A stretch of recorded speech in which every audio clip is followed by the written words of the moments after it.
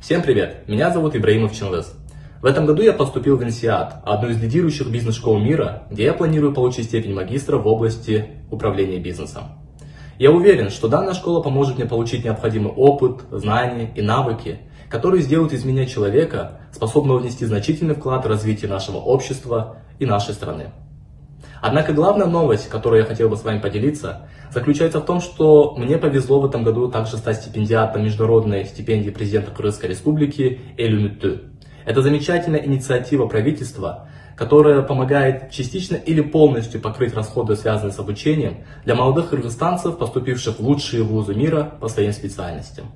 Я уверен, что данная практика является одной из лучших в области распределения бюджета честных налогоплательщиков, поскольку она не только помогает финансово молодежи, но также дает дополнительную мотивацию и стремление тем, кто сомневается в своих силах.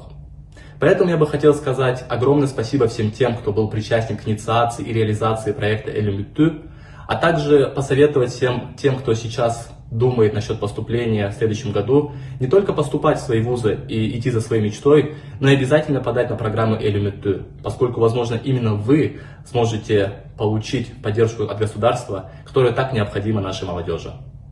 Спасибо всем, доброго дня.